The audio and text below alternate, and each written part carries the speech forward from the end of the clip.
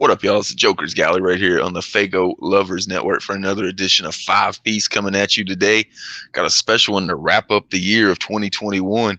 We're going to give our award nominees for the first annual Goon's Gallery Underground Music Awards, which is popping off live Saturday, January 1st, 8 p.m. Eastern Time. So if you're nursing a hangover from New Year's Eve, just want to chill out and relive 2021. Gonna have artist appearance from some of the award winners, so it's not just gonna be us talking about it. Gonna have some of the award winners on hand talking about it, and gonna pop it off because mainly I was a huge music award fan growing up, so I was like, that's one thing this scene's missing. I ain't seen an award show in the underground ever. I know Faygoluvers used to do it, and they would send the award to the artist, and then the artist would videotape something and send it back, but there was no really like show around it. They just put them all together, and you hit play and there'd just be like 6 random videos together. So I was like, let's do an award show to wrap it up for 2021's first year of Goon's Gallery. Go out big, see if we can do this, and contacted some of the artists, got some positive reviews from it, so we were like, fuck it, let's go for it. So we got 6 categories we're going to have for nominees for. But before we get into the actual nominees, like I said, I was a huge music fan growing up. Always start the episode off with like memories from the topic we're talking about, and for me it was the MTV Music Awards. It was huge for me growing up, probably like 1989 to the year 2000. Those were bigger to me than like the Super Bowl or anything like that. That shit was huge. I immediately think back to Snoop Dogg performing "Murder Was the Case" live on the MTV Music Awards, and at the end he's yelling, I'm innocent, and you could tell he's feeling that shit, man. He looks like he's gonna cry. And then you think about it, he was on fucking trial for murder as he was fucking performing that shit. So I mean, that was an epic. I'm sure Mike remembers that shit because he was listening to that shit same time. What'd you think whenever you seen that shit? Thought that shit was dope, man. He had like the plaid blue shirt on with his hair in curls. Yeah. Yeah, classic. And everyone knows that famous image of him like kissing the courtroom, man. That was some real shit. I seen the Sauce Awards 95 when it aired. Aired on WB Network. When Suge was like on the videos dancing to Puff. Yeah. You don't want your producer all on the videos dancing, all on the record. Come to Death Row. I remember that shit. Wasn't it? Who was the artist beside him? Danny Boy? Something like that. Yeah, I always thought it was funny because like once him and Suge walks off, he throws up like some signs and he hits Suge right in the face. I was like, I bet he got slapped when he got in the back for that. Of course. Yeah, I didn't even think about that. Like I remember, I think it was on the East Coast, and Snoop and Dre came out to present an award, and they were getting booed. That's the famous clip of Snoop Dogg. Like, what? You don't like y'all don't love Snoop Dogg? Y'all don't love Dr. Dre? Let it be known then. Yeah, that's iconic moments of hip hop history right there, man. I forgot about that till you mentioned it. Outkast, Andre said the South got something to say. And Jam Master Jay was laughing at him because of that accent. I was like, God damn. But yeah. Classic. And as the years progressed, like 98, I seen it on UPN Network. They showed the Sauce Awards. Big thing. Another one of the big things I remember from the MTV Awards is Nirvana performing Lithium. And they wanted to perform Rape Me, but MTV told them no. But at the beginning, Kurt being Kurt had to fucking like stick the knife in the MTV a little bit. So for about the first 15 seconds, they open with Rape Me. And so like he gets all the MTV execs fucking freaking out and like trying to figure out how they're going to go to commercial before this dude starts singing a song about rape. And like then he kicks in the fucking Lithium and he just like smiles like, got you, motherfucker. So that's a classic moment for sure. Is that when Novoselic knocked himself out with the bass? Yep, it is. Yeah, he threw that shit up in there. Yeah, Novoselic tries to go out like a fucking rock star hero and throws his fucking probably 25-pound bass 15 feet in the air and tries to catch it, but he's drunk and he misses it and it hits him in the head and knocks him out. And Kurt Cobain doesn't witness this. Walking off the stage, Kurt thinks Chris is just drunk and being an idiot, so he kicks him right in the ass as hard as he can walking off stage. I remember Bone, the year they blew up in '96, performing Crossroads, and they all had on white suits. That was fucking huge. Marilyn Manson the year that all the protests were going on at his show. He fucking came out at he had like a preacher's podium reading the Bible. He's like, you try hard to make your way into heaven. And then he's like, why would you want to be surrounded by a bunch of fucking assholes? And it like bleeps him out and shit. He's got on that fucking dress. He comes out and like takes off the dress, and he's got that fucking like corset, that thing he's wearing on tour. So like he's like performing. And I remember like all the rappers who were like, you know, they always got like the fucking crosses and thank God in their speeches and shit. After Manson did that shit where he comes out and said like, why you want to be in heaven? It's just a bunch of assholes. Like a bunch of the rappers and shit like that just left. They wouldn't watch him. So they put Manson at the end because they expected that reaction. Love that shit. And that's Antichrist era, one of my favorite albums of all time, bro. Yeah, he's singing Beautiful People. That's what he's performing. Talked about the Source Awards. I think the last public appearance was Tupac coming out to present. He presented an award with Snoop Dogg. I think that was because it was in September. It was either he died that week. Well, he got shot that week. So I think that was his last public appearance, was coming out with Snoop Dogg. I think they gave somehow. I think Van Halen ended up out there with them. So I think it was weirdly enough like Van Halen reuniting with David Lee Roth had something to do with Tupac and Snoop being on stage. But yeah, it was classic moments for me for sure. No, Luke said he wasn't much of an awards fan, so I was trying to think of all the ones I possibly could. I watched them, but like I don't have like memories like you guys do. Like, oh shit, that one time. No, I don't have those kind of memories. Like, and I watched the video game awards all the time when they were growing up. I still watch the video game awards, even though now it's kind of like, now it's more like sponsored, like, you know, like who's gonna win, sponsored type shit. You know what I mean? I guess we'd be remiss if we didn't mention the Slammy Awards from the WWF. I always marked out for that shit, especially the swimsuit competition when Sable and Sonny and Marlena was there. That shit didn't even seem like it should be on cable. And if you don't know what I'm talking about, fucking go Google fucking Sable from the 97 fucking Slammy Award bikini contest. That shit was crazy. Is that when she had like those like that black like finger thing? Nah. Yeah. It wasn't the hands. It was like it was just literally like black pieces of tape. Yeah. Okay. And the hands was live on pay-per-view. Shawn Michaels was all smiling and shit. That shit was alive. That's when Stone Cold was like top level Stone Cold too, like 97, like early mid 97. So like he's pissed off that fucking he doesn't win an award and he's all mad all night. Like the 97 Slammies was fucking dope. I had the VHS of it. Oh yeah. I remember back in the day ordering the VHS of called Stone Cold Said So, and it literally took like 12 weeks to get here. Like people bitch now if something takes longer than 4 days. It took that shit 12 weeks to get here from the WWF back in the day. That tape is legendary. Go ahead and get into the nominees. Like we talked about, going to break out the Underground Music Awards January 1st right here on Faygoluvers live. So tune in for sure. Chop it up in the chat. We'll start off with a big one. Artist of the Year.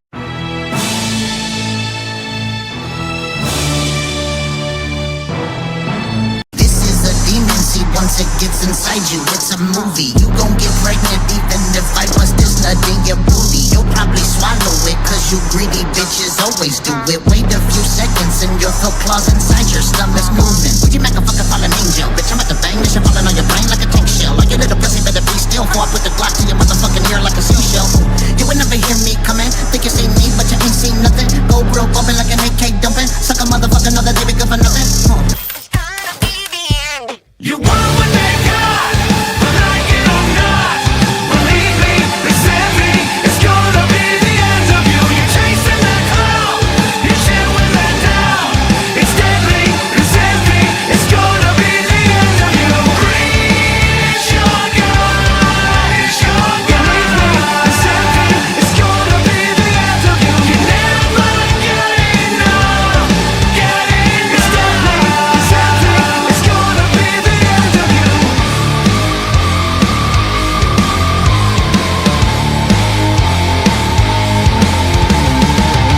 Okay, gotta act like you got a pair. Following you to work for 3 days, all of a sudden you're fucking scared. I don't understand you. Get down in the basement. It's pretty basic but spacious. Ignore the chains and the weight, bitch. You gon' stay adjacent. Lay with this makeshift blanket made of missing cases and pics of the faces. Clips I've been taking from newspapers. Ex's not a joke because nobody can. The only way you leaving here is in pieces back in the van. And that's all just a part of the plan. Come along and just get in the van. I'm really hoping you hate it. I got you locked in the basement. Nobody's coming to save you like that. And that's all just a part of the plan. Come along and just get in the van. I'm really hoping you hate it. I got you locked in the basement. Nobody's coming to save you like damn. I'm wretched, the sickest, infected, the vicious, the deadest, sadistic, the dreaded, malicious.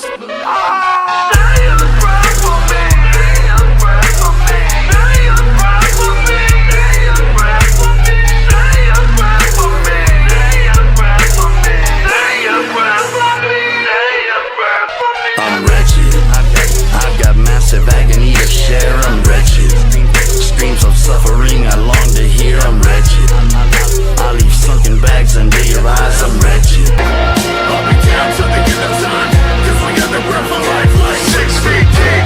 And you ain't even gotta ask when I'm dead. Bury me in my mask at least 6 feet deep. At this time, Lee's going off the deep end. 2x6 stitches getting dug up every weekend, trying to get my fucking revenge of this bastard cold. So I cut her head off after she swallowed my load. On the next episode of Unsolved Murders, I kill all my coworkers and blame it on my Asperger's syndrome. If you're home, I'ma pay you a visit. Thought it was the Amazon delivery guy, it isn't. Red pie blindness and skull fracture. Now they replaying the crime. Your ring camera captured in a desperate attempt to apprehend the assailant. Cut your hands off, force you to clap for the entertainment. A coffin made of bodies for a body is a pile. Hieroglyphics of the blood of my victims and stomach bile. You in denial if you ain't fucking with the acronym. Cut your face off with the state and I perform the sacrament. Keep the bodies in my basement in a little fridge. I don't have a guilty conscience, not even a little bit. Think you got me cornered, bitch, I got escape routes. While you're in my dungeon looking, I'll be in my safe house. Counting money, but my victims don't have options. Left them underground and sold the land at an auction. It's 3:33, the dragons gotta feed. Meet me in the mosh pit, I'ma make them bleed. It's 3:33, my people's gotta eat. Promise you the bombs lit, smithereens. Helter, skelter, helter, skelter, helter, skelter. Blood is what I need. Helter, skelter, helter, skelter, helter, skelter. 3:33. For most of the awards, we're gonna have 6 nominees. Started off with A La Zuli Lou. You know they're gonna be on there if you've watched any of these fucking shows that we've done. Buckshot, Insane Clown Posse, Ouija Mac, Super Famous Fun Time Guys, and Twisted will be the 6 nominees for Artist of the Year. Anything that jumps out to you, gentlemen, whenever you hear any of those names on the list? Zool, man, holding it down for the wicked shit, bro. Straight the fuck up. Yeah, Zool. I mean, they released Necronomicon and they held the first annual Camp Zool. And they did their drive-in. They did the Blood Moon drive-in. They've been doing their Tuesday Night Terrors every fucking week. I mean, you guys don't need me to talk about Zool. But yeah, I mean, they've been holding that shit down. Like added a second artist, LLE, like that first album dropped that in 2021. So yeah. Yes, something that we didn't mention is that the times that we're holding is that the December of last year through the end of November is what we're counting as the year. So anything that came out December, we're recording this in December, so anything that came out that month doesn't count. That'll go for next year's awards. So we're counting. I guess we'll count the signing of Super Famous Fun Time Guys. And then the album came out in February, so the album actually dropped. The first album on the label other than them dropped in February. Moving on to somebody that just seemed like he had an album release almost monthly, Buckshot. I think he's well deserved to be on this list. Me and Romebone, I think, was calling him the CEO of the year in the underground because it seemed like he was just working with everybody. He put out his own music solo. He put out fucking Cabal as a super group, and he put out Double Dragon as a super group. He continues to work with Boondocks on a couple side projects there. That dude's hustling like no other in the underground. So I think he definitely deserves a spot on the Artist of the Year nominees, because it's not just the music they put out for Artist of the Year, it's everything rolled into one. Like we were talking about with Zool, Tuesday Night Terror every week, Camp Zool, like add all that into your vote before you like vote for him is what we were thinking about. So you wrap everything up together. That merch Buckshot been putting out all year, man, those fucking boxes that he puts out in them jerseys, that's like old school 1998 ICP jersey quality. Speaking of ICP, moving on to the third nominee, Insane Clown Posse dropped a Joker card, talked about the streams that Zool was doing. ICP had streams throughout the year, so it's not like ICP was just sitting around. And then you look at Shaggy, he's doing 2 or 3 streams a week over there on the Shaggy and the Creep Show channel, starting to do their own Twitch. Debuted it with a pretty damn good one, the Rise and Fall of the Cottonmouth King. So big year for ICP. If they put out a Joker card, you got to put them on the nominees list for Artists of the Year. So what y'all think about ICP being on the list? I was gonna rewind it a little bit and talk about Buckshot. He also did Mob Style Christmas and Hollow Bleed, and I interviewed him at the beginning of the year. You can see that interview on YouTube. I think it's on the Forever Face Alley YouTube channel. But yeah, like you said, Buckshot was killing it. He's been doing a ton of shit. Like you said, the quality of his shit is crazy. He's like, that dude don't play, man. He comes out swinging every year. And it's funny because when I interviewed him, he was talking like, he was kind of like teasing all this stuff. Because at that time, Cabal wasn't announced. None of that shit was announced. So go check out that interview if you haven't seen it. But ICP, on the other hand, I mean, they've got to make the list. I mean, this is Faygoluvers. They released, I guess we're counting Lure, because Lure came out, when did Lure come out? I don't remember. February or some shit? When the fuck did that come out? It was in 2020 it was in 2021 for sure, because it was coming out for the October was the first one that came out, and then they had one for the December, and then remember they were late, so they didn't come out until way into 2021. So they definitely are eligible. The Peep Show, they had the Peep Show EP. That was better than the Lure EP. So they had 2 EPs that dropped and the Joker's card. We did a listening party. You know my feelings on Lure. I think people know my feelings about Bedlam. But the Wretched is fire, bro. It's one of my favorite ICP songs in a long fucking time. And like you said, they've been doing the Patreon thing.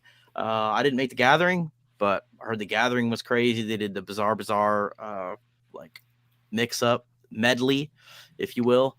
Yeah, I mean, they're staying busy. Shags is doing a crazy amount of shit, you know, doing his Palcast and all that, man. They stay busy.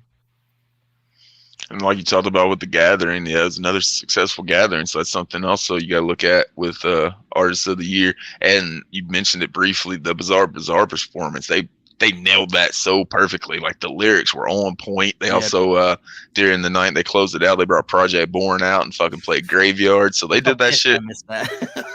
I'm so pissed I missed that. But yeah, people have been clowning Jay for forgetting his lyrics and shit.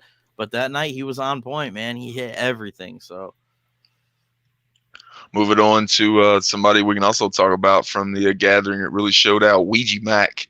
I think he kind of I was talking about it with Roan. I think he got coronated this year at the Gathering. He took that fucking Twisted spot, the headliner for the night before the Gathering closed out. It was traditionally always Twisted one night and ICP the next. And he had never been put in that spot. Like the 2019 Gathering, he was on it like Thursday at like 8 p.m. Just a weird ass spot that like somebody like Blase Rose should be at. So like for him to move up from 8 p.m. on a Thursday to being the co-main event, as you'd call him, closing out one of the nights of the Gathering, that's a pretty big step for Ouija. So got to get him on there for Artist of the Year. Dude's put out probably 6 albums this year.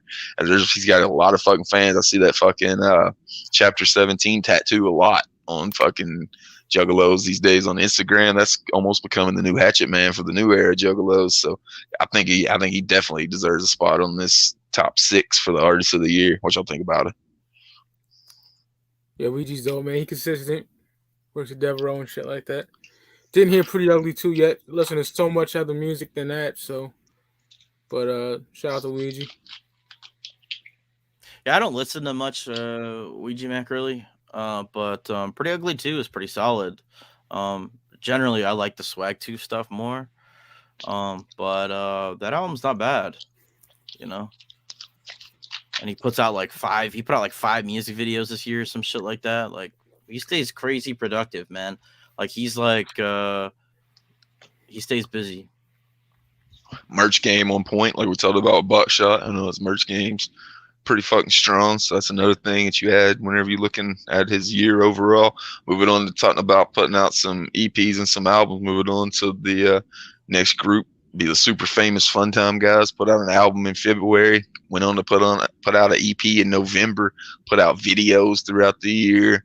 Consistently put out singles throughout the year as well, almost monthly. We were talking about it with Twisted History. We kind of realized they put out the album, then kind of chilled, like gave you like a month or two to soak in that album, then put out a single every month leading up to the EP. Then they put that EP out. It was fire, and it had all the singles leading up to, like I was talking about with how they led up putting out singles. It was really smart. They made that fucking EP a double album, which you can get at Zoolmart. Get it before they sell out, because that shit sell out quick as fuck. They made it a double album where you got one disc was the actual EP, and then one disc was all the singles they had released throughout the year. So I thought that was a really dope release. You also got to add in that fucking 8 Legs is fucking dressing half of the underground with all these fucking dope ass designs that he's putting out. So I mean, you look at it, Artist of the Year, it falls right into that category as well. It's something you got to put out. They did that fucking stream with the I think it was called the Dead Alive stream, where they had the Fun Time Facts. Huge year for Super Famous. So I think they're very justified to be on the Artists of the Year list. You could argue they put out 2 full albums this year because they finally leaked the white background terrible music. They finally put out the hard copies. It was technically leaked maybe the middle of the year. I don't remember, a couple months ago. They like just released it digitally, just kind of like WeTransfer link, and then finally, more recently, they've released the physical copy. So this, Don't Hug Me From the Front, Mom's Not Concerned She's Offended. I always fuck up the name of that fucking EP, which is like a double album. The music videos, like you said, Legs is doing basically all of Zool's fucking merch is fucking Legs. I mean, he's worked for everybody, but you know, we gotta count what he's been doing this year. And he's been doing almost every shirt that Zool release is like Legs. Yeah, super fucking consistent. And I think this has been like the year where they've really been put on the map, you know, because they signed to LLE and their Spotify numbers jumped. And, you know, they just been killing it, man. White Background Terrible Music is that darkest album. That shit is so hard. I love that album. They're becoming like, Jesus, top 2 for me in the underground right now, hands down. Zool, Fun Time. Loved all the albums. Amazing group, man. And I know the whole gimmick is, oh, that trash. Fuck that shit. Shit's fucking hard, nigga. I love Fun Time. I don't do that shit. Sorry. They're ill, man. Oh yeah, but you just look at the year, and you couldn't have maximized your opportunity better than they did. They got an opportunity whenever they signed with LLE. You only get that one fucking opportunity. Fucking Eminem song. I ain't trying to sing an Eminem song, but they only get that one shot, man. You could be light, or you could fucking go off like Super Famous did and fucking earn a spot. And Super Famous went the fuck off, put their head down, and worked their ass off. So I think they definitely deserve a spot. They remind me of what if they came out like an 01 or something like that. That kind of fucking feel. Like a lot of my homies would definitely be bumping them for sure. Moving on to somebody that was all bumping in 2001, the final artist on the list, it'll be Twisted. Dropped the Unlikely Prescription Rock album. Also dropped the Electric Lettuce 420 album.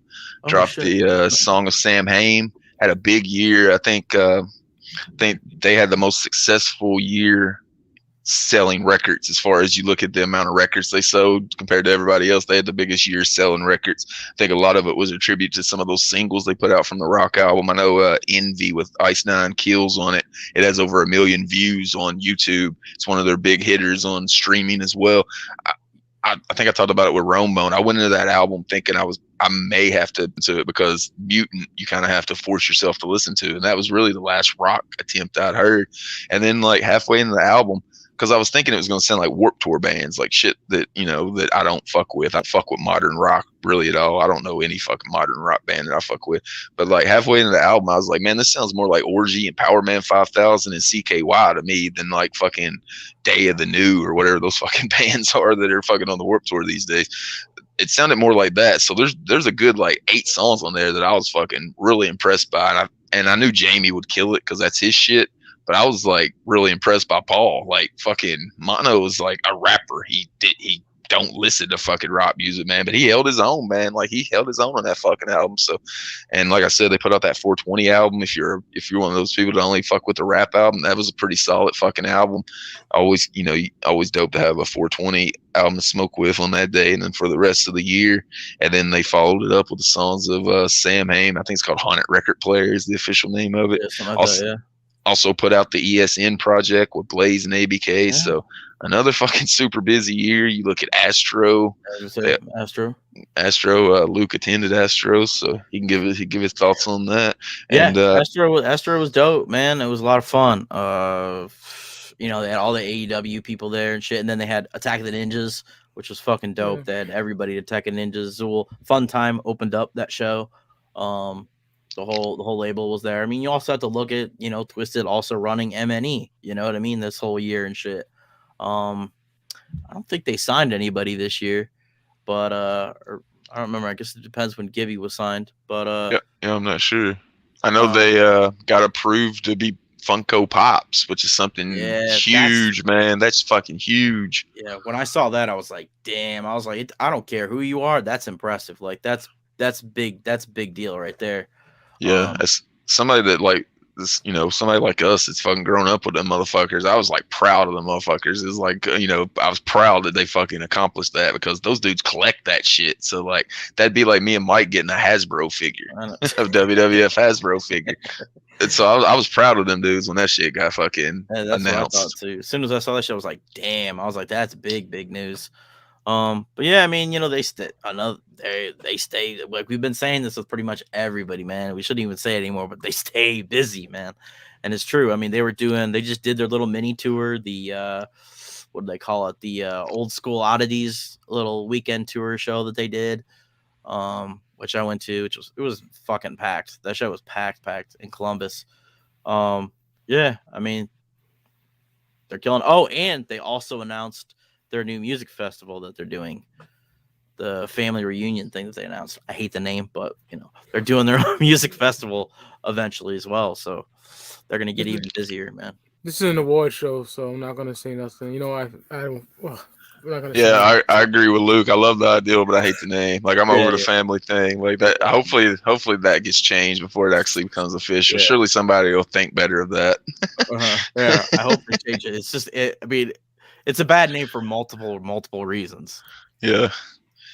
Moving on to Video of the Year nominees.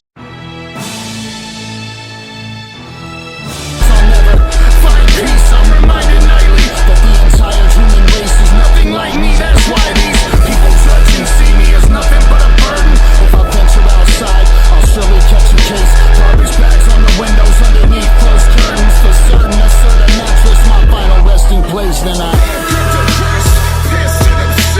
ride away in my deathbed instead. Rest in peace, rest my head. Rather ride away in my deathbed instead. You ain't got no gun on you. But where the motherfucking weed at? Nigga, I keep the weed. Shut the fuck! Oh! Nigga! Oh! Nigga! Didn't I say something else? Say something else, nigga! Oh! This nigga think I'm playing. Say something else, nigga! I'ma tie your monkey ass up. Oh! My team, we some sippers, we can't drink enough liquor. No MC could fuck with us. Keep my pinky up, nigga. My pinky up, nigga. Keep my pinky up, nigga. My pinky up, nigga. Keep my pinky up, nigga. Ever since I was a kid, I had a foul mouth. But then I got a little big, I'm finna wild out. Wait till they get a load of me, keep my style out. How about you niggas stop rapping and you bow down? You want what they got, but like it or not, believe me, accept me, it's gonna be the end of you. You're chasing that cloud, you're chewing that down. It's deadly, it's empty, it's gonna be the end of you. It's your God, it's your God. It's empty, it's gonna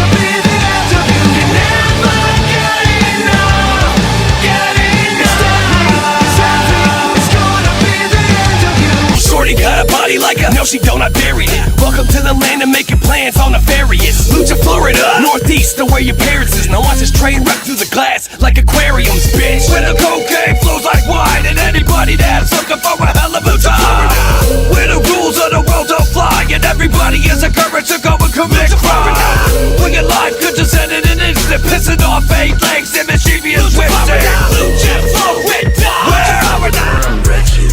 Screams of suffering I long to hear. I'm wretched. I leave sunken bags under your eyes. I'm wretched. I will tell and dispel hopeful lies. I'm wretched. A mother shriek when told her son is past. I'm wretched. Gets me higher than some nitrous gas. I'm wretched. Demon souls infect my heart with hate. I await my final fate, disintegrating in a burning lake. This is a ritual, baby girl. You should have seen it coming. Your legs are shaking already, and right now you ain't seen nothing. Jesus was having a good day the day he made your pussy. I don't know what the fuck I'ma say other than give it to me. This is a demon seed. Once it gets inside you, it's a movie. You gon' get pregnant even if I bust this nut in your booty. You'll probably swallow it, cause you greedy bitches always do it. Wait a few seconds and you'll feel claws inside your stomach moving. Whoa, all I know guts gon' drip. I do not trust no bitch. Oh, wow, I be on fucked up shit. I'm into fucked up shit. Oh. There's a lot of dope video. This is probably the hardest one to narrow down, man. Like I'm a video dude. That's one of the reasons I was such a fan of the MTV Video Music Awards. So I'm a visuals dude. So the videos mean a lot to me. Started off with Ouija Demon Seed. I think that was my favorite video from him. He always makes dope videos, man. Regardless if you're a big fan of his music or not, those videos always look really professionally done. And for the amount he puts out, man, he always makes his videos look right. So I figured he deserved a spot. And Demon Seed was my favorite. And I think Luke said that was his favorite one. So yeah, we'll put that one on like there. I said, for me, we just really hit or miss, but I really like that song too. So it definitely helps. So like me and Luke are the two least Ouija fans on the panel right here. We both like that song, so we're like, I guess it deserves a nod on the video of the year. Moving on to talked about Twisted with the rock song, and then getting 1 million views. Twisted Envy with Ice 9 Kills. You can't deny the music video has a fucking billion views. That it's a big fucking song and a big fucking video. I think it was the lead single for that album. So if you're going to put one of the Twisted videos on there, it would have to be Envy, in my opinion. So Envy will be on there. Moving on to the next nominee, one I think we'll all agree with should be on here. Ala Zoli Lou, Deathbed. Oh, incredible. That video is so good, you've got to fucking tell YouTube you're over 21 like 6 times to see it. Yeah, so dope. Tom Martino directed it. The mother of the Forever Faces. Yeah, dude killed it, man. Buckets of gore, melted faces, people getting eaten by fucking beds. Shit is wild. If you haven't seen it, you should definitely go check that out. It's very like old school, like grindhouse type vibe to it. Perfect for that video, for that song, I should say. It's great. Favorite song on the album too. And I got a video. I was all about it. Still think that needs to be turned into a VHS tape. Maybe some deleted scenes and shit. Turn that into like a VHS tape and put it in one of those old school cases. Put that shit up on Zoolmart. Limit it to like 100. That shit's selling out quick. I know you're watching, Bill. Make that shit happen, bro.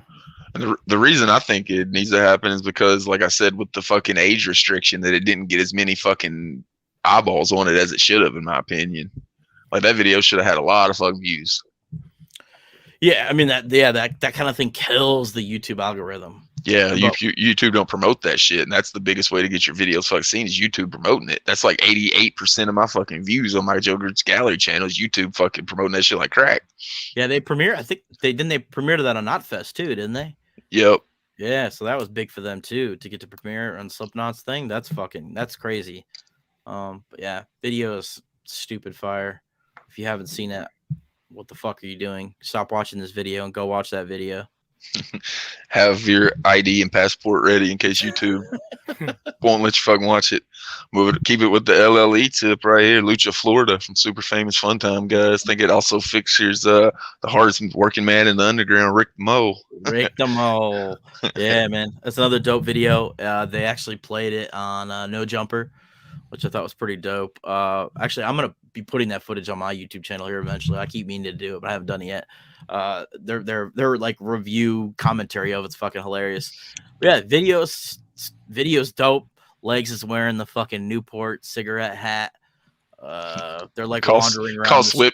Cost Whipstick his windshield with that. I think they shot it in Portsmouth. I'm gonna guess. So they're like walking the streets of Portsmouth and shit. It's pretty dope. I like that video a lot. Oh yeah. Favorite song off the record too is Lucha Florida. I know it's a single, but that shit is so hard. Mm-hmm. Yeah, dope ass song to go with the good videos. So I think it definitely justified being on there. I mean, fuck, I got a Lucha Florida flag hanging above my TV. that song definitely hits. That remix is fire. I fuck with the remix. I know Luke didn't like it. Oh, I haven't heard it. Oh, you didn't? I've heard the Camp Zool edition of the remix, which is different than the remix that's on the official release. Oh, okay. I didn't know. I haven't heard the release, the official release version. That shit is hard. Because the Camp Zool remix version of that song is like, it's really weird. It's like sounds like Undertaker theme music with like it's just really strange. There's like gongs and shit. I'm like, okay. Yeah, the remix on the retail is fire though. Yeah, I'll have to listen to that. Yeah, video's dope. I think We Are Media, Brian, I think he shot it because he's done a lot of their stuff. Who's directed, I think, another video that's going to be on this list. He kills shit. Actually, he shot the Deathbed video as well. He didn't direct it, but he shot the Deathbed video as well. He does a lot of work in the underground. We Are Media. If you're an artist looking for somebody to shoot your video, I know he does it for pretty cheap. Brian, We Are Media, dude's cool as fuck as well. Yeah. Moving on to the next video on the list, one that fucking like blew up the scene whenever it dropped. Like people were like, "Holy fuck, this fucking song is phenomenal." It's gonna be Wretched from Insane Clown Posse.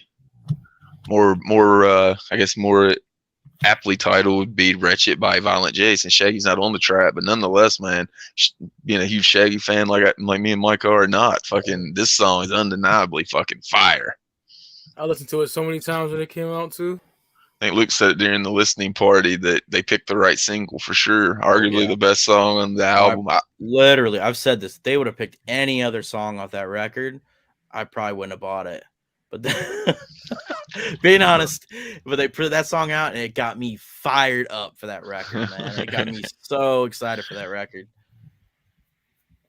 Love it. Wrap it up with the sixth nominee on the list. It'll be G Moski with Pinkies Up.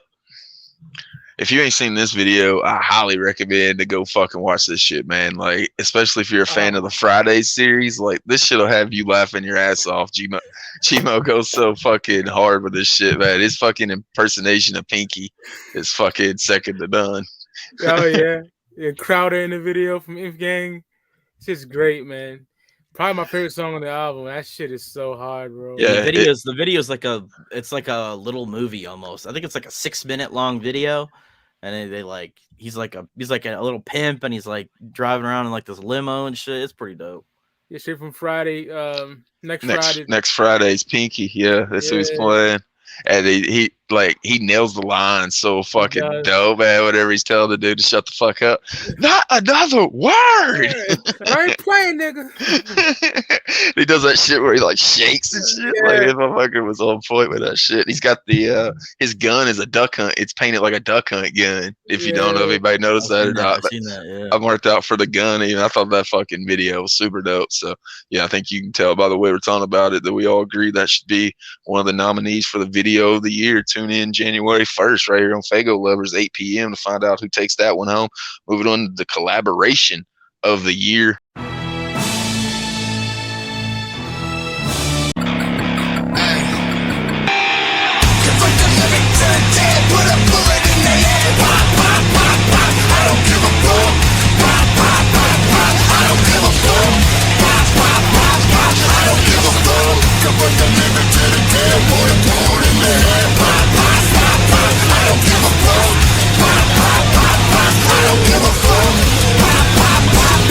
don't give a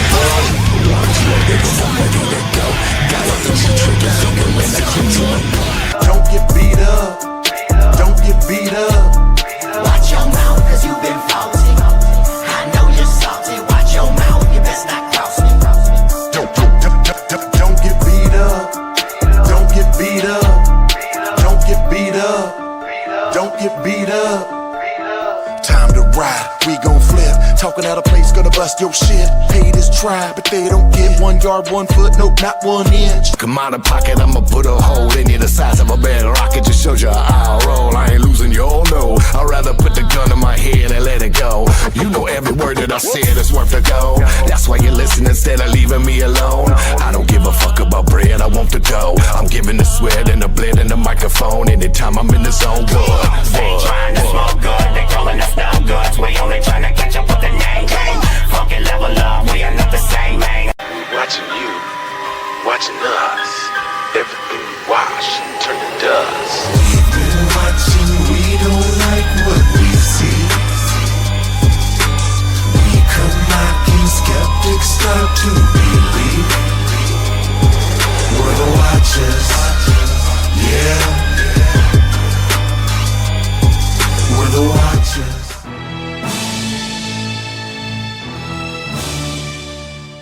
Gonna be one artist nominated twice in here. He was doing so much work. We talked about it. Started off with Cabal, Low Key, Mr. Gray, and Buckshot. This is another album that set the underground on fire when it came out. People were bumping the fuck out of it. They were loving the merch. Like, I didn't see one person say that they didn't like this album whenever it came out and people were reviewing it. So I think it definitely deserves a spot on the list. Yeah, this is the album that I think convinced Mike to give Buckshot a little bit of a listen. Yeah. Dope. Yeah, it's dope. This is the shit I love, man. Like that horrorcore shit. You know what I mean? With a little bit of mysticism mixed in. That's the shit I love. That's why I listen to this kind of music. You know what I mean? So yeah, that album was right up my alley. Likewise, it reminded me of like back in the day when it's just like the wicked shit scene was just popping out albums and that were actually great, and that's a good album. Yeah, it almost feels like a long lost record from like, 15 years ago or some 5-ish, maybe 04, somewhere around there. Yeah, I mean, it's Lotus-ish, I guess, A great album. Yeah. Hell yeah. See, that's what I was thinking whenever I seen the reception to it, and then plus you add in like the pyramid box that it came in and shit. I was like, damn, man, this is like fucking some fucking Tales from the Lotus Pod came out 20 years later. People were loving this shit so much. And like I talked about the merch, you got that fucking box. I think Brown always has it behind him on Beneath the Dirt that you can see. DC Fago guy also has an unboxing of it where he shows everything. There was a lot of fucking coin game going around in 2021. Everybody was putting out coins, but the dopest one is that fucking Cabal coin, which actually there's a reason for that coin. Like that coin's on the fucking cover of the album and shit. It's not just here's a coin because it's the thing to do. It like actually fits in with the mythological portion of the fucking album. So yeah, that album deserves a spot on the list for sure. Yeah, we just gotta convince Low Key to come out of retirement to fucking perform some of these fucking songs. At least shoot a music video. I'd love to see a music video for like Death Merchants or some shit like that. Like, man. The first Cabal fucking performance, or at least a Cabal performance, needs to happen at Camp Zool this year. Yeah, that would be fire. Fuck yeah.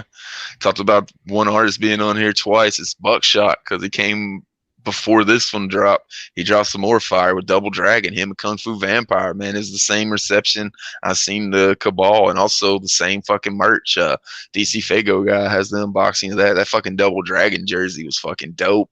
It had like a Nintendo theme. It came in like a Nintendo looking box with all the Double Dragon logos on it and shit. Like it was hyped up. Like Luke was talking about how Buck was hyping some shit. He always hypes it up and gets fucking a lot of fucking people talking about it and shit. And it delivered when it dropped. That album's fucking fire too. It is. I think Double Dragon was the album that turned Roan around. That's why Buckshot's up there, man. That's kind of why we had Buckshot as Artist of the Year, because fucking he made a lot of new fans. I think he like changed a lot of people's opinions of him. I think this year.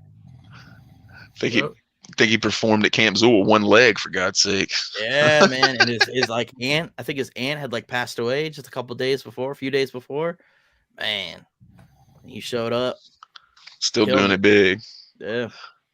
Moving on to the next record, we talked about Dark Lotus. It's got 4 of the fucking past members of Dark Lotus in this one. Eastside Ninjas. think it was highly hyped whenever it came out. A lot of people was waiting to see if they were going to do like a Dark Lotus 4-6 type of album, but now they came with like East Side Ninjas, which was dope because they've always rep the East Side. You can't say this is any kind of like stealing an ideal of Psychopathic or rehashing something. Like they always rep the East Side. They're from the fucking East Side. All them dudes knew each other before the Psychopathic days even. And the album, man, like I listened to it, and the main thing I listened to is it seemed like Monoxide was really ready to rap after he had to make that fucking rock album. Monoxide is on point on this fucking album, man. He had some bars that he had to get out of, and he got them out on this fucking album. Yeah, and this is kind of when they brought ABK into the fold, which was a little bit of a surprise to some people, I think, because ABK was kind of playing the middle ground there for a long time. Yep. Yeah, it's a pretty dope album. I listened to it a few times when it came out, and it's just them like rapping their fucking ass off. Yeah, I would say if you liked Triple Threat, you would probably like this. I would definitely say it's better than Triple Threat. I never heard.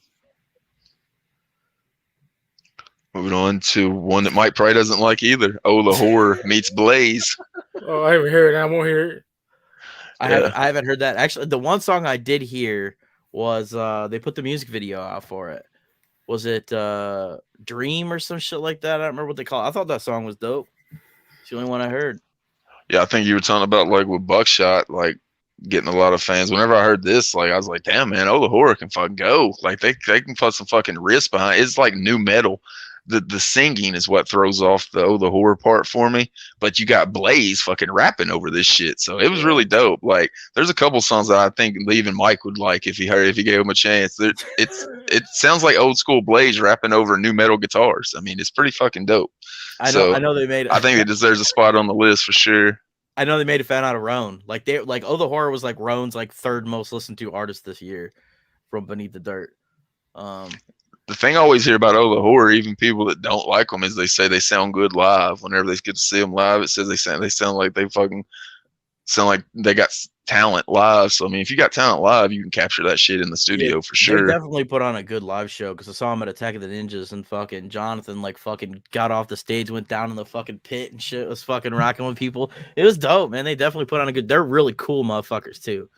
Like regardless of what you might think about the music, they're fucking cool ass dudes that are just like trying to fucking make it, man. And you gotta respect that shit. Yeah. I like the imagery that came along with the album as well. It was a theme like Scooby-Doo. Like Scooby-Doo always would meet somebody, and it was like, Oh the Horror meets Blaze. They had a dope-ass poster inside of it and shit. So I think it definitely deserves a spot on the album. Like I said, it made me say, damn, Oh the Horror fucking put that shit down. It sounded like new metal riffs to me that I fucking dig, so I fuck with that album. And like I said, it sounds like 2002 Blaze like voice. He's not singing on this. He's rapping his ass off over these fucking guitars. So pretty good fucking album in my opinion. That'll be the fourth and final one, only 4 on that one. Moving on to the Breakout performer, which I think Luke will really be able to talk about. This is presented by the Catacombs. I don't know what it's like for you, but I just think I got to make it through. People all around me looking cool, and I'm just sitting here bored wishing for some food. Feeling extra hungry, but my bitch ain't got no money. Told some feet on OnlyFans and John was nice and funky. Wired all the dough and then I caught a little honey. Put the pedal to the metal for my goose, ain't nothing funny. Now I want that Cali rolling shrimps and colas. Go ahead, give me double, got a tip just for you. Only $1, you keep it cause I can't afford you. Dead by dawn, dead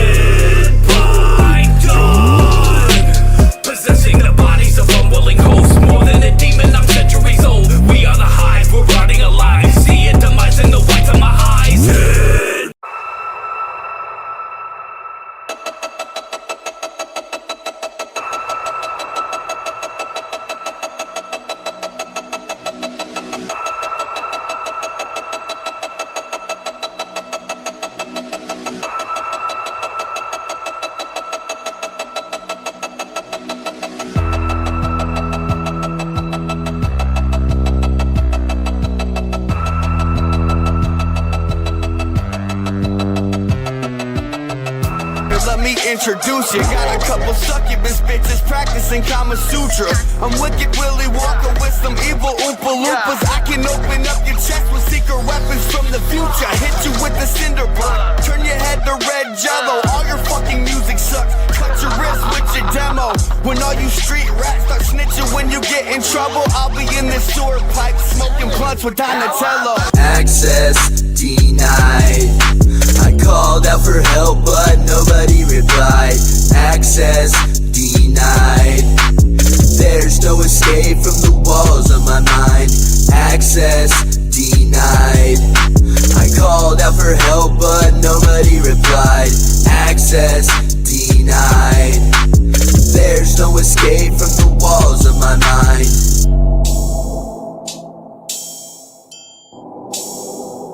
We were sent to get the job done. The vileness of man with this spun into one. Hellhounds howl at the sound of the sirens as they sing a symphony at the feet of the tyrant.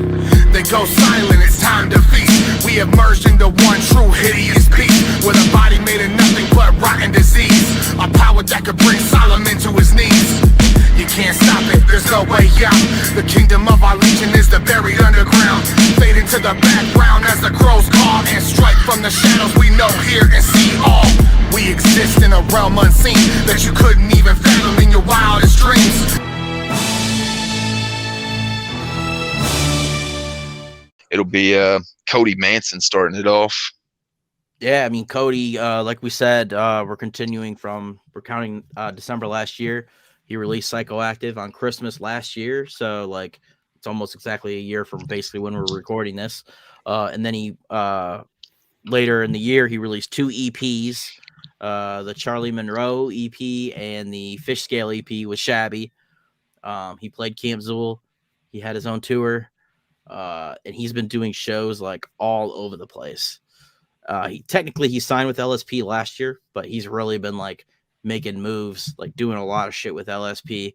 I mean, like, it's funny because when they did the LSP seminar at Camp Zool, Scum and Psycho were saying like Cody and Donnie Menace and those guys, they're like the new blood.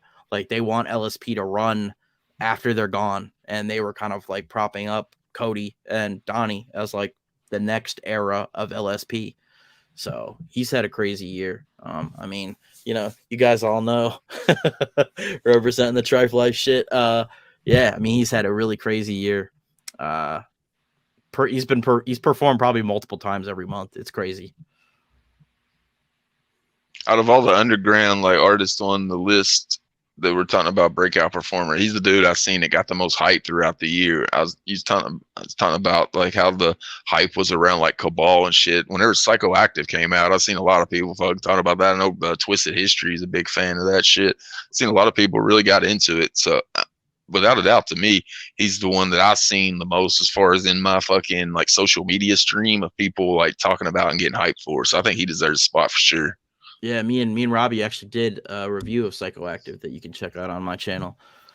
Yeah, that record was like, I could listen to that record front to back. Like, and I listened to that album like we'll talk about this later, but I listened to that album so much throughout the year. Like, one of my top favorite albums of the year. Moving on to the next nominee, it'd be S.o.n. I know he had a big year. Had a really good response to his album. Like, I know Mike was even telling him to press up some more physical, so I get my hands on that shit. Like, it's sold out. Yeah, he pressed up 100 copies, and he had 25 variant copies, I believe. Yeah, those sold out. He put out this is basically his debut year. He's been performing for a long time, but he had never had like a record that he'd released. He'd been performing at shows like a lot of artists do in the underground, but had never put out a physical product. Because he used to go by Scrub King. He went by a couple different names. And then finally this year, I think it was June 24th, I think, he released Granite Size with features produced by Billy Obey, featuring Billy Obey and Joe Black on the song Amen. Released a video for EVIL, which is kind of like, I mean, you could say EVIL is like his chicken hunting. Did a bunch of shows. He's been staying busy too, man. You know, killing it. He's gotten like a pretty good following, especially for just releasing his first project. Making a lot of moves behind the scenes. We pressed the CDs, man. That's fire, bro. Last time Mike Fucking asked for that. leader shit. I know last time. Last time Mike asked for that, Super Famous had that shit out before we even aired the fucking episode. Yeah, So let's see if he's that quick.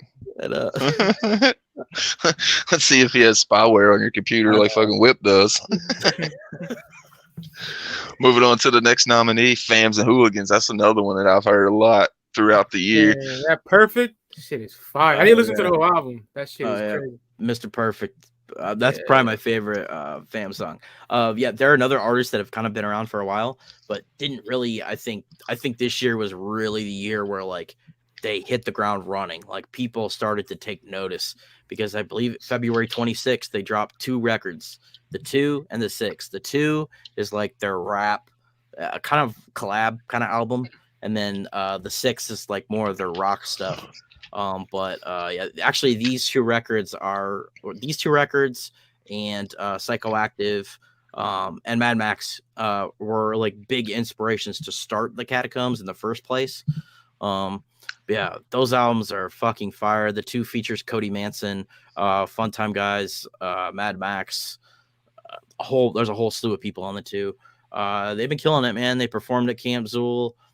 They've got a lot of Zooligans as fans, so they've got a base of fans that like pick up all their shit already. They've been killing it, man. And Fams has been doing beats and shit too. And they do like any show that people will book for them, they'll fucking go because they just love performing like that, which I fucking love too. It's like it's about the music for them, which is like I think cool as fuck. I know we did like the Royal Highness listening party. I'm not saying their music sounds like it, but I catch like KMK vibes from them. It's a totally different show. Like it's something you don't see in the underground. So it's a party on stage, and that usually stands out in this scene. Because usually, band. There's not many bands in this scene, and they have a whole band, and they have like multiple rappers and shit. Like it is kind of like KMK in that way that they have like a whole presence. And that's the other thing that I forgot to mention is that they perform main stage at Camp Zool, which was a big fucking thing. They're going places, man. Fast. Moving on to the next one, talked about LSP, a brand new signee to LSP, and a former guest on this show, Darby O'Trill. Yeah, Darby, he had a crazy year. He was on our show. I mean, what else do you need to say? became a verb on this show. Great guy. Yeah, he's cool as fuck. I'm a big fan of Darby. I never heard the music, but I'll give it a listen. To that Piecemeal, which I think that came out in 2020, but I think I know he just put out like a remix version of it, so you can technically count that. And I dug that album front to back. I think I told him whenever he was on the show, he's one of the few dudes that are like under 35 in the underground that I fuck with, so keep doing that shit. One of the videos from him is super dope. He always puts out really good videos that are always kind of like, I don't know, it's not just some dude standing in front of a green screen. It's always like trippy animation and shit. One of his videos, he turns into literally the bullet from Freak on a Leash by Cottonmouth or by Korn. He literally turns into that bullet. So it's him going through all the scenes of the fucking video and shit. So he's always got good visuals. I said I'm a big time visual dude, so I think he should be on there. Big move signing to LSP like we talked about. I think that really put him on the map. I know he's been doing some shows and shit, so been getting his name out big time. So it's called the Breakout Performer. So I think he broke out in 2021, so we'll put him on the list. Mm-hmm. Shout out to Darby, man. Moving on to the next one will be Dean checking in on the list, number 5 nominee. Dean's another guy, dude. Stays busy as fuck, man, doing all kinds of shit. Released his record Space Age Vampire this year. I did a full listening party with him, not for Space Age Vampire, but for his previous record. He stays putting out merch, like hot sauce, all kinds of crazy shit. He does like his own like film universe, the Autumndale series that he does. Another dude that stays busy, did a couple of new music videos. He performed at Camp Zool. I know he's got a couple projects coming up that are going to have some pretty big names involved that are going to be really cool coming up in the next year as well. He's a dude that like dreams fucking big, which is something that I love about independent artists when they fucking like dream really fucking big and they like think outside of like, you know, like the small, like there's a lot of artists that I think they think like, oh, I'm not sure if I can do that. Like they don't think like outside the box like Dean does. Dean will think way outside the box and like he'll do crazy shit like hot sauce. Who the fuck in the underground is doing hot sauce or fucking any of that kind of shit? He also released through my homie Brandon Philbrick, Gravity Bleeds. He released some masks that sold out. His like pig mask, Dean mask. Yeah, another big year. Cool ass motherfucker too. I know looking through the videos whenever I was trying to start to put together some highlights for the award show for January 1st, I was looking at his videos like, man, this dude put some time and thought into that shit, and that'll get you over in this scene for sure. It doesn't come off corny. It looks like fucking really good cinematography, really well shot shit. So yeah, that's a big key in this fucking scene. So that'll definitely help you break out. So I think he should be on the list. So we'll finish it off with someone that Rome Bone from Beneath the Dirt likes to call Dave Slasher. He's actually down as Slasher Dave. He had a pretty fucking big year as well. Oh yeah, man, he's fucking killing. He put out like I guess you could say technically 3 records, kind of. He put out his most recently. He put out. Well, I guess we can't really count some of these, but fuck it, I'm gonna count it anyway. Just recently put out the Christmas Spirits record, and then I think the Very Lo-Fi Christmas 2 technically came out in December, but fuck it. And then he also put out. So I mean, if we're gonna count it, he put out the Very Lo-Fi Christmas last year in December. So I guess we'll technically count that record from the previous December. And then he also put out his like annual Jack-o'-lantern Murders record. You know, he's another dude that like stays busy doing his artwork and shit. And I think we kind of included him here because it was like he produced the record for Zool last year, Mausoleum, and this is where people really started fucking picking up on him and really started bumping his shit. That record came out at Halloween time, so most people that listened to it and didn't know what Slasher Dave was doing or who the fuck he was, or never heard of him before, and then went on to like Mausoleum. By the time like that happened, it's 2021. Whenever people are checking him out, going and finding out and seeking the shit out, like you mentioned him a couple times on 5 Piece. So I'm sure like 2021 is the year that he's gained the most actual fans for himself. 2020 he gained a bunch of fans of him producing Zool and being in all of his production game. I think this year is when people actually went in and dug through his fucking catalog because how good he produced Mausoleum. Yeah, and I mean, like this year, definitely I've seen way more people that I know sharing his stuff. You know, anything he drops, like a single or some shit like that, I see way more people putting the shit out. He also had a killer fucking performance at Camp Zool. I don't think people knew exactly what to expect when he was going to perform because, you know, Dave's music doesn't really have any lyrics or anything. It's mostly like, you know, horror movie vibes type shit. So I think a lot of people there that had maybe not heard of him before or like looked into his music very much were like really surprised by what he was doing because he was doing some crazy shit live.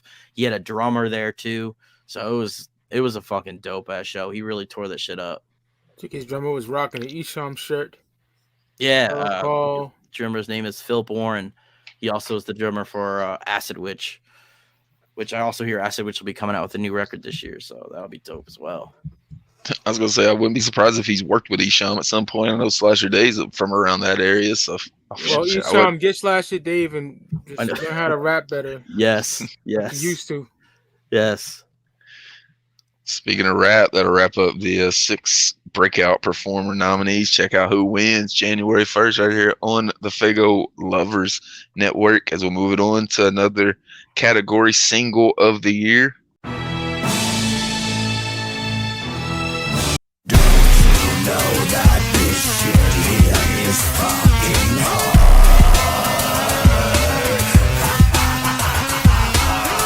Filth and twisted. I'm a phantom, no, so I'm too.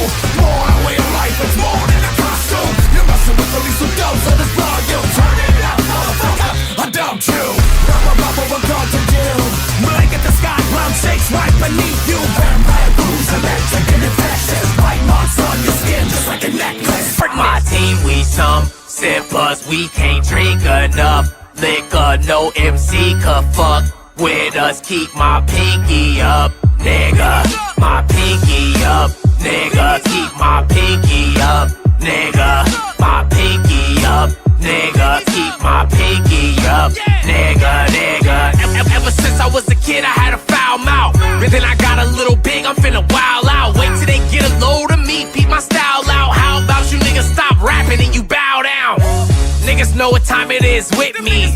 If you go against me, then you history. I'm so sick, fuck 6, give me 10 feet. I used to rip shit from Richmond to Twin Peaks. I hope you're having a fun time. You should really look both ways, crossing the street. Officer, please call an ambulance, establish the peace. The fact is, ain't none of us make it out alive. Gunshots, shoot the stars out, lay him down to die. While we ride with our squirt gun pump, super soaker motherfucker, turn that up, burn that blood. We swerving that murder thought. Out the system, resist, this is worthless cunt. I'm a wolf dressed like a lemon, I run with the sheep. Trying to splatter your brain matter and summon the beast. It's something we spill the blood of the innocents to achieve. So if we chose you, unfortunately you agreed that we blood like your bitch ass will paper cut. Spray you with mace and fuck your face with us. So read a glove basket in your horror, yeah we call it a fun time. Yeah, fuck off bitch, you ain't gon' make it to sunrise. Abyss walking the shadows in my feet. The sins of your deceit is everything I eat. Eternally I feast on souls and fresh meat. Smile with sharp teeth and become the horn beast. Vile, disgusting, filthy and rusting, spreading like disease in a third world country. There's no stopping what already's been done. The blessing has been bestowed. We are legion, we are one. I'm not the one to test, so don't try. I am just a cat's eye and it grants me 9 lives. Shoot me 99 times and I bleed the divine. Unfazed by time, I'm aligned with the hive mind. I await my final fate, disintegrating in a burning lake. I breathe fear and feed off pain. I live to kill, murder, and maim. Red fire snakes slide through my veins. A repressed fist will crush your brains. And ways to kill is how I'm trained. Your life ends quicker than it came. And what's the gain? A heart and brain, a carcass frame, God's darkest game. A body's just a fleshy waste, decays inside a human case. The only good thing is the taste. That chomp a mouthful out the face. They're slow and quickly caught when chased and left to waste. Life erased, oceans all dried up in place. The human race, a true disgrace. I'm wretched, the sickest, infected, the vicious, the deadest, sadistic, the dreaded, malicious. I'll be down till the end of time, cause we underground for life like 6 feet deep. And you ain't even gonna ask when I'm dead. Bury me in my mask at least 6 feet deep. I'll be down till the end of time, cause we underground for life like 6 feet deep. And you ain't even gonna ask when I'm dead. Bury me in my mask at least 6 feet deep. For the hour of my death and wish me Godspeed. But motherfuckers bow their heads when the God speak.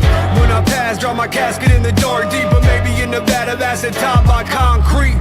I should write about pain, said my psychiatrist. Clicked in my pen, stabbed his face and started writing this. Thanked him for his time, said goodbye. Watched him burn alive out of my mind. That last line got me certified.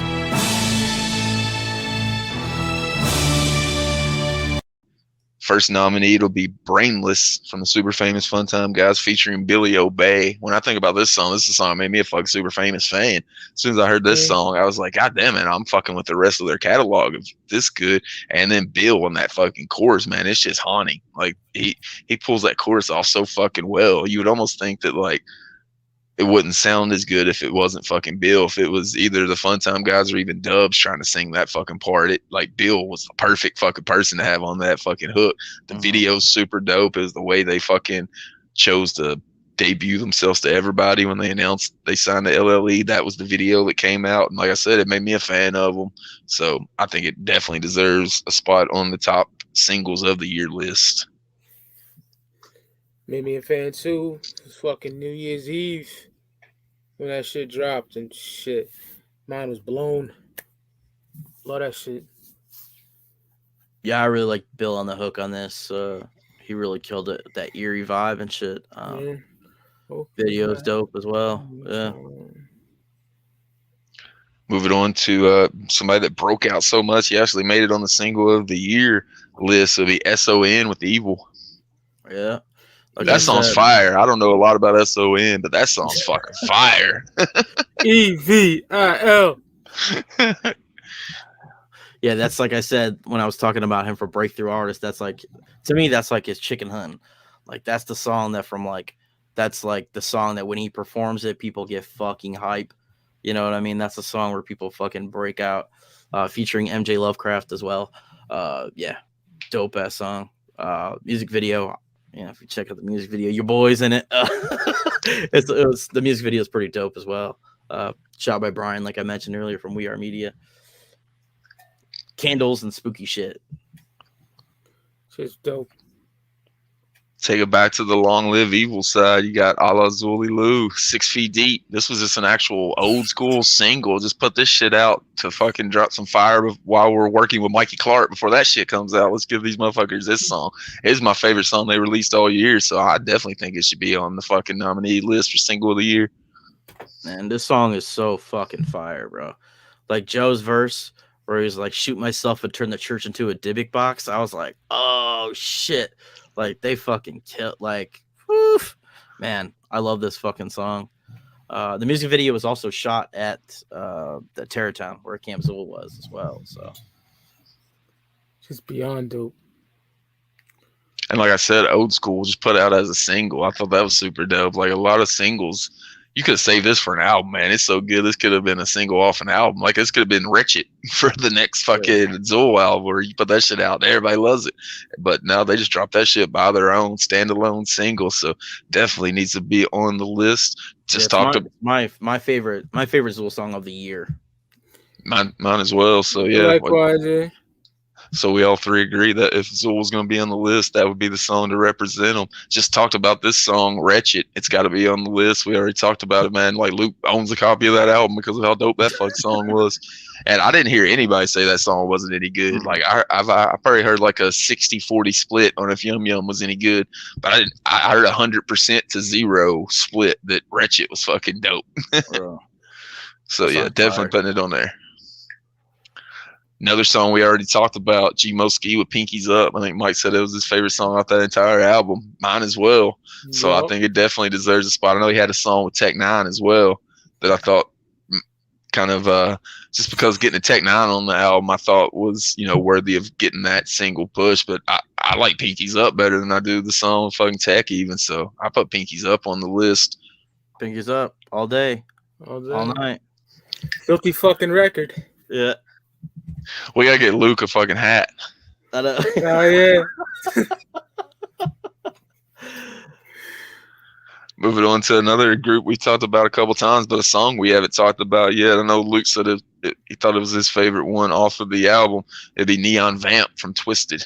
That's the one with Danny Filth. That one goes hard. That if you're listening to that album and you want to look and you're just giving it a try and you want to hear the one that's closest to a Freak Show sounding rock song from Twisted, that's it on the album. I was gonna say that's why I like it. I think the most because it's more like that old the stuff I would look for from Twisted, basically.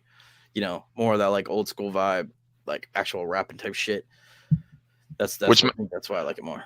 Which makes sense because Danny Filth from Cradle of Filth, he was known for like that industrial sound that Freak Show was kind of like almost had the sound of. So it kind of makes sense that the one that would sound the most like Freak Show would be the one that features. Now that's probably my favorite track on that one. Though I like Twist and Shatter better than it, but it's right up there with my favorite tracks on the album. So I think that definitely, because Twist and Shatter wasn't a single, so we'll go with Neon Vamp from that one.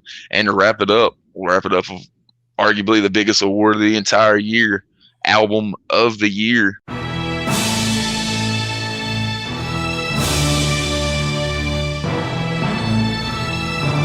We take your drumming and your pain, call it irony. You scream, feed the darkness growing, that's a sign of me.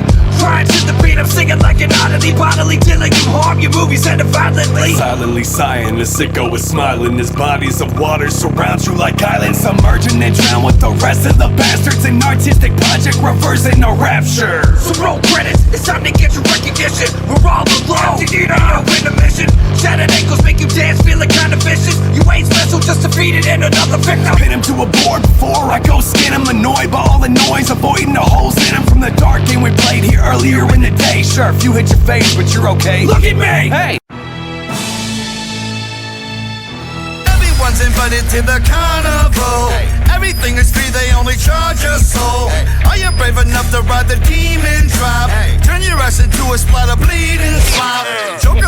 as he juggles severed heads. Other counties cannibals are never fed. Fat man up the long ladder get shoved.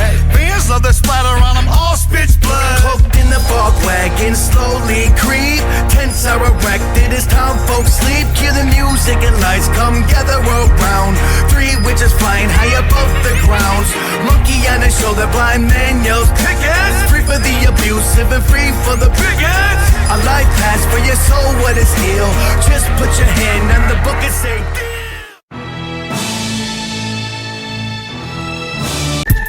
something bigger, better out of your class. You can taste it off the tip of your tongue.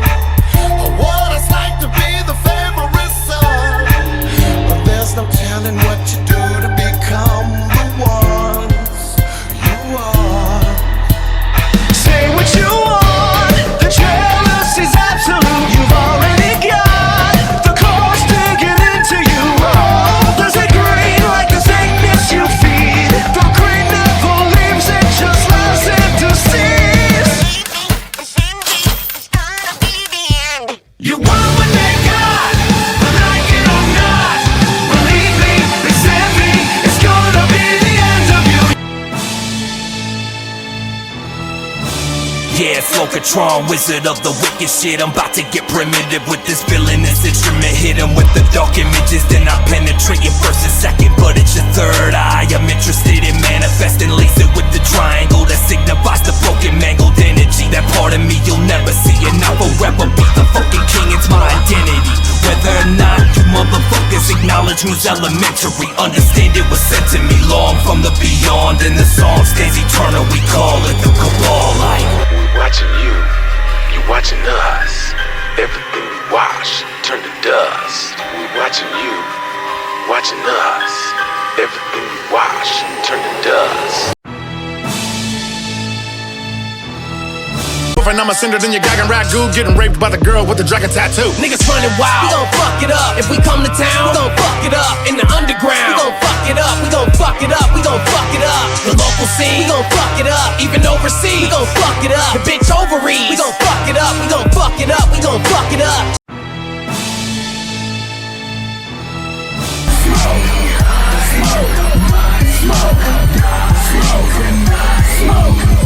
I just puffed it once and I'm done for it. Smoke in my lungs, hard as fuck. Exhaled and hit it, grew hands and started choking me. Bagged the last 2 grams, tied it with a rosary. I said fuck it, plus a Hail Mary and flushed it. And peered right back as a blunt like I never touched it. Hoes growing my flesh close to death while I still hold breath, trying to smoke the rest. Seeing how I'm rotting, I am probably doomed, but I'ma go out with a sonic. I said fuck it, you only die once. Slid it up and erupted to a cloud of guts. Oh yowzers, judging by the holes in his lungs, that hit hurt. The whole Joey might have overindulged himself this time. Let's see if he survives the night.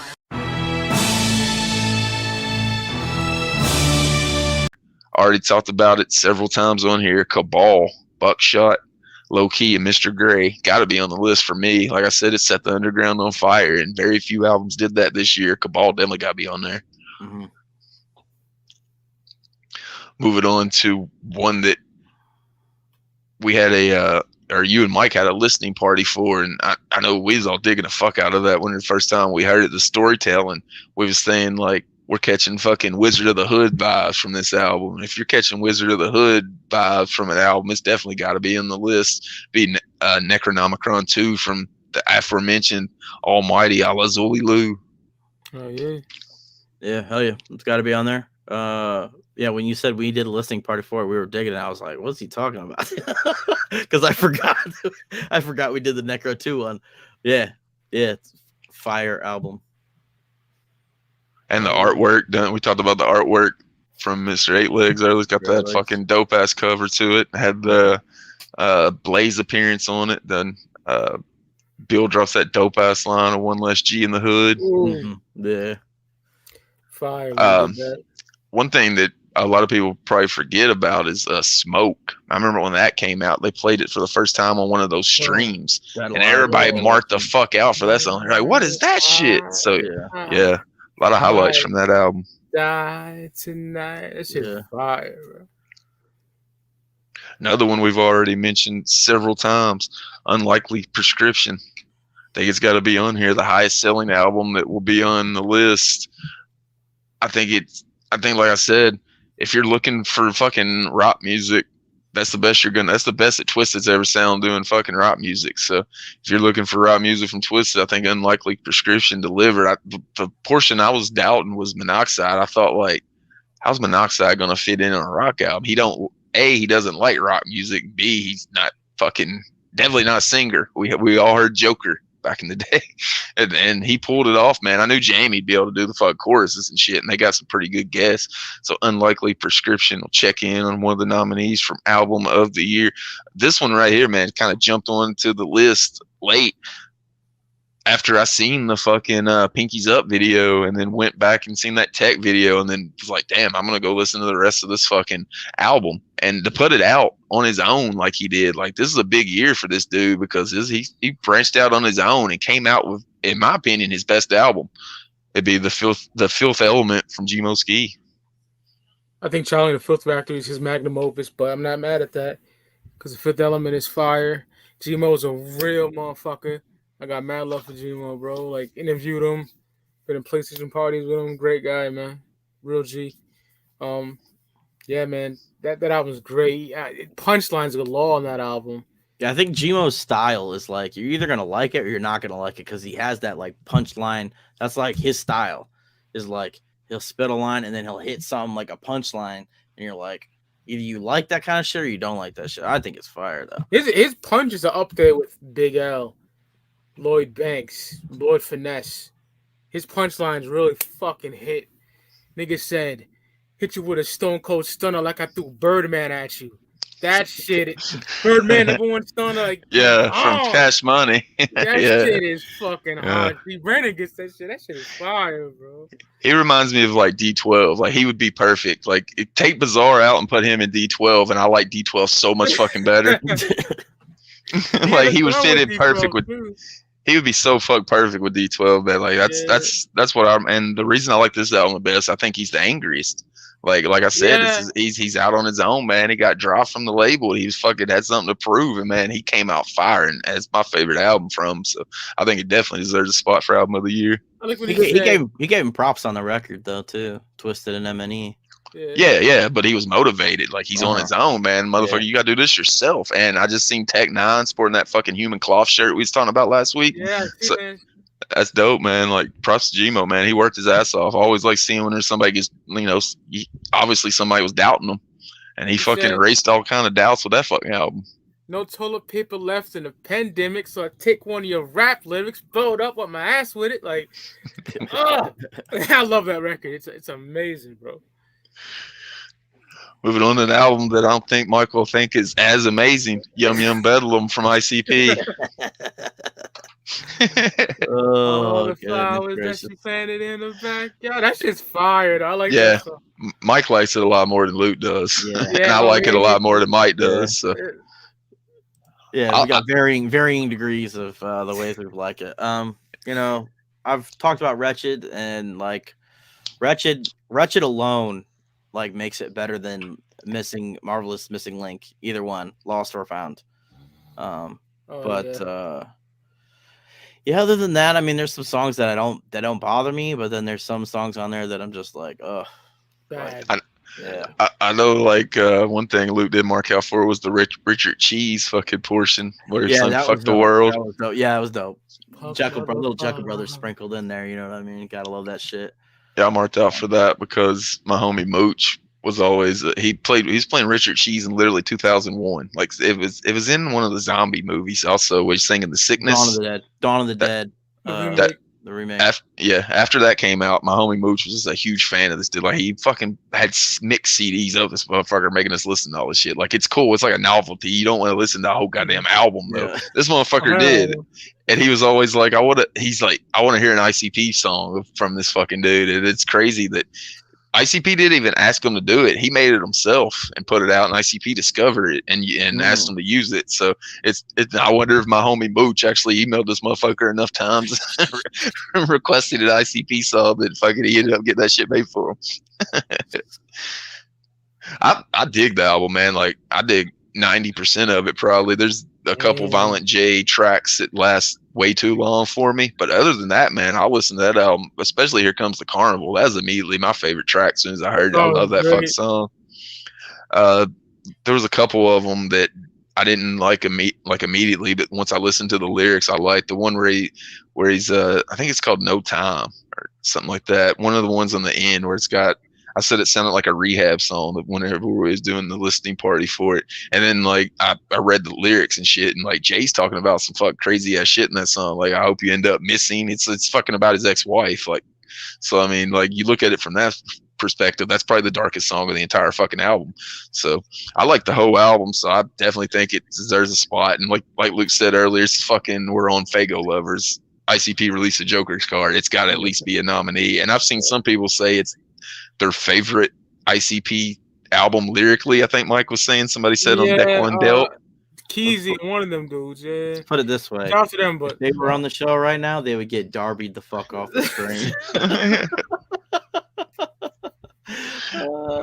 But what's crazy is that those dudes are old school fucking juggalos that I respect their opinion of. So to hear people say that like is what verifies it should be on the list to me. That's what's so weird to me about that record is there's like people that I would think would love it that don't like it, and there's people that I think wouldn't like it that love it, and I'm like, I don't know. It's a fucking weird record. Like, I don't know.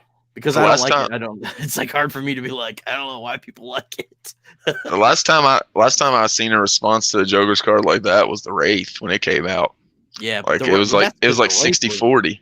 Yeah, but that's because the Wraith had like the reveal. I think was the big thing with that. I don't know. I think it was the new style as well with Mike Clark being gone. It was more, the reason I didn't like it was the rock theme behind it. It didn't sound like a fucking Joker card to me when I heard it. It wasn't because of the unveiling or anything or the message. I think it's mixed for sure. I think a bunch of people didn't like the message part, but I also think a lot of people just didn't like that new sound.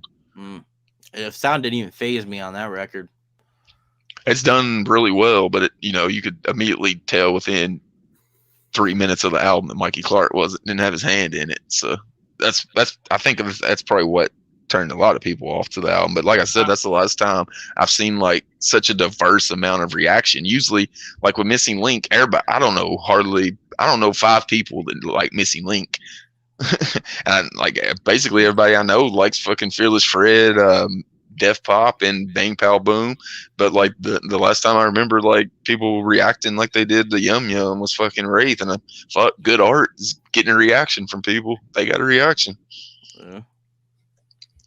Wrap it up with the final nominee on the list. It'll be one I think we'll all agree with should be here. Don't Hug Me From the Front by Super Famous Fun Time, guys. Excellent album, bro. Yeah. That's one of those albums that restores like my faith in the underground when I heard that shit. Zool, fucking ICP and Twisted wasn't involved, and I like an album this good. So yeah, that album's got to be on there. Other than 2 songs, shit is fire. Front to back. Well, from those 2 songs I don't like. I like those 2 songs. Those 2 songs are fucking. He doesn't like the title track. And he doesn't like Up for Grabs, and I think Up for Grabs is fucking hilarious. Like. Up for Grabs is fucking hilarious. I don't like it. Other than that, fire. I like the whole record. Up for Grabs could have been on fucking Tunnel of Love. Like the fucking material that it's about, like just being fucking funny and shit. I dig the whole album front to back. I think my least favorite is probably Alleyway, but I still dig the fuck out of that song. Alleyway. Maybe. Yeah. Yeah, maybe. The chorus is the only thing I skip. The chorus kind of gets a little over for me. Yeah, I think Squad Up might be my least favorite song on there. I think he likes it like I'm saying with this one though. Like he said least favorite. Yeah. He don't dislike it. Yeah. Oh, yeah. I just like those other 2. I don't know. But other than that, amazing. I don't see anybody could dislike Squad Up. That sounds like Blaze from talking about Blaze Without the Horse sound like 2001 with rock guitar. This sounds like Blaze 2001 over fucking a dope ass beat. Mom's Not Offended might be my favorite album. Like when I got the CDs, I ripped them and I put them both together. Like you got disc 1, disc 2, like so I can play the whole thing together. Incredible album. Yeah, you can see the progression on that album for sure. It reminds me of like Most Tasteless to Freak Show, where you're like, man, these dudes grew a lot that 6 months in between fucking albums. But yeah, Don't Hug Me From the Front's got to be on the list for me. That'll wrap up all the nominees that we got for the awards. 6 total awards that we're going to be giving out awards for. And like I said, it's not going to be us just talking about it. We're going to have some of the award winners to talk about what they think about winning the awards. So if you want to know who wins all the awards, tune in January 1st right here on Faygoluvers. It'll be live. Jump in the chat. If you don't agree with who wins, talk some shit if you want to. Don't give a fuck. Just have some fun with it. Nurse that New Year's Eve hangover with 5-piece and the Underground Music Awards. I think we're going to wrap up the show with fucking talking about our Wrapped from Spotify. I know it dropped like December 1st. I think so it's been a while that people were talking about it, but it's been so long now that I don't think people are posting anymore. So we figured it'd be cool to go over that before we get out of here. Yeah, you want to throw this is my list because I'm using my phone, so I can't look at my shit. Yeah. So I was like, Luke, you're going to have to throw mine up here. This is top artist for me. Number 5, Alazuli Lu. No fucking shock there. 4, Foo Fighters. I was listening to the Dave Grohl audio book. I think it's called Storyteller, Dave Grohl or something like that. So I was listening to a lot of Foo Fighters when I was listening to that. And speaking of the Foo Fighters, dude drummed for this band as well.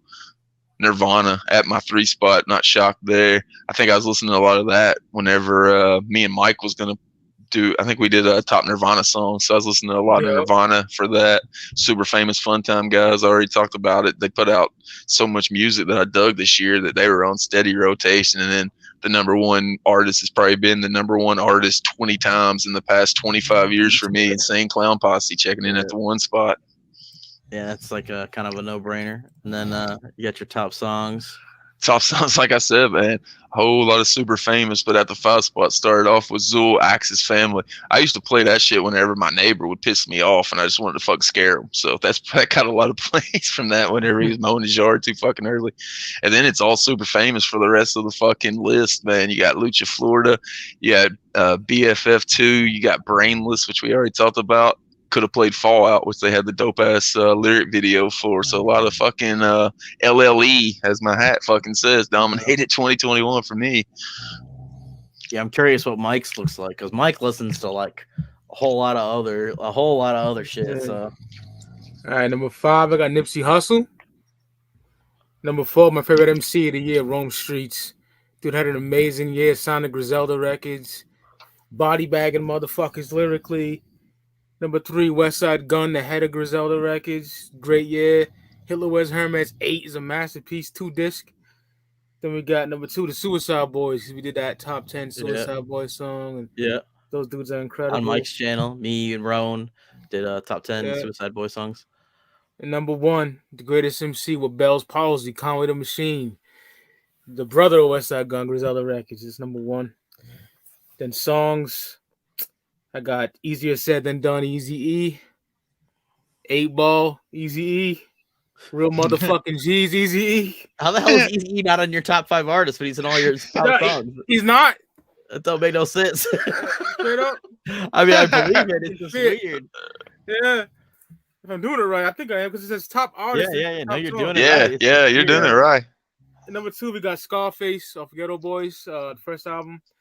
And then we got Chucky. Ghetto Boys. Yeah, number 1. What it is the artists that are on his list. He listens to like fucking albums that he's listening to like yeah, and it's just tracks that they're counting on the fucking tracks. So he's got a lot more like listening time to those artists that were in his top 5 than he does like the ones that just had a few tracks. Yeah, well, my top artists were number 5. I had Fams and the Hooligans. Like I said, the 2 and the 6. I bumped the shit out of the 2. Mr. Perfect, fucking Buckshot, fucking a whole bunch of shit on that fucking album. It's a really good album. If you haven't heard it yet, definitely check it out. 4, Super Famous. You know, like we said, Don't Hug Me From the Front. Probably Mom's not offended. She's concerned. It's probably not part of this, but listen to the shit out of Lucha Florida, which we'll see when we get to my top songs. And then 3, Cody Manson. Like I said earlier, like I bumped the shit out of Psychoactive, especially at the beginning of the year. Like I had that whole record on loop for a fucking long ass time. Obviously, number 3 artist on here. Number 2, Alazuli Lu, which should be obvious. I'm actually surprised they got number 2 because like I didn't really listen to Necro 2 a whole lot this year. Like I listened to it like I'm not like a smoker, so like you probably wouldn't know it from watching the show, but I'm not a smoker. So last week's episode especially. So like Necro 2, it's dope. I love the storytelling on it, but like there's a couple songs on there, Another Dimension and Smoke that I'll listen to, but Fired Up is really dope too. But probably had a lot of plays from Mausoleum though, because like I said, it only came out in fucking Halloween time, so that shit was still getting bumped in 2021 for sure. Oh yeah, and this show influenced what I listen to a lot as well, like which goes into my number 1, ICP. I think last year Zool was number 1, but this year ICP were, and I credit it to this show. Because, it's not Yum Yum. Yeah, it's not Yum Yum. It's when I listen to ICP, I'm almost strictly listening to the first 5. Almost that's it. The first 5 and like obviously the EPs, the sideshow EPs and shit like that. Those are generally what I listen to the most. But in terms of songs, number 5, Brainless. We talked about it. Killer track. It was a single, so obviously it got bumped quite a bit. And then 4, Lucha Florida. Another one, pretty obvious. It was another single off the record. Dope ass song anyway. Made it to a bunch of playlists that I have. And then number 3 is Lucy from Cody Manson off Psychoactive, which is a song about doing LSD. When he performs it live, it's fucking dope as fuck. Number 2, title track off the album, Psychoactive. That was also a single. There's a music video for that as well. Dope song. It is what it sounds like. I know that song by pretty much word for word. And then number 1, STFU, Shut the Fuck Up, Cody Manson. That's one of those songs where like you're pissed at somebody, you put that song on, rap along, you fucking get live as fuck. Yeah, so those are all mine. There's just the thing, top genre, horrorcore, obviously. Yeah. Now you know why this dude's got fucking Trife Life fucking tatted on his forearm. Listening to, if you reading his fucking playlist. See, this is the thing where it's like when these come out, it's one of those things where it's like nut up or shut up. Where it's like when these come out, like you know who people are really rocking with. Like I actually saw a joke. Somebody said a joke earlier on Facebook, like when these were coming out, that a lot of people weren't posting theirs because they had Twisted on their list because they've been hating on Twisted all year long, and then they're going to be on their top 5. Yeah, you know what I mean? Yeah, I'm sure. Like, you see what music people really fucking listen to. We all know. I knew Mike's list was going to be like. I knew Griselda was going to be all over fucking Mike's top 5. Bong. Yep. Yeah. I was surprised I'm surprised Eazy-E made 2 appearances on the top 5 songs. Yeah, I was too. Like, damn. Yeah. But I listen to Apple Music more because that's where all my library is. Mm-hmm. Say if our album's not on Spotify, I could just put the CD and boom, put it on fucking Apple Music. So it probably got more Super Famous on there, more Zool on there. Mm-hmm. Yeah. Mine. I pretty much only use Spotify. The only time I don't listen to something on Spotify is if I watch the music video. You know what I mean? And then that's the only other way I listen to music usually. Word. I think it's a pretty good wrap up for the year 2021, 2022 coming at us. Whenever it kicks off, like I said, if you're nursing that hangover from New Year's Eve, want some fucking good music to listen to, we're gonna have the 2021 Underground Music Awards right here on the Faygoluvers Network, January 1st, 8 p.m. Eastern Standard Time. I'm going to be joined by several of the award winners as well, so definitely check that out. And also be linked in the description. You can get the Goon's Gallery merch. It'll be linked right there in the description. $25.99 long sleeve tees like this one, $29.99 hoodies, $19.99 t-shirts as well. Till we see you on January 1st, I'm the Jokerz Gallery. This is 5 Piece. We out.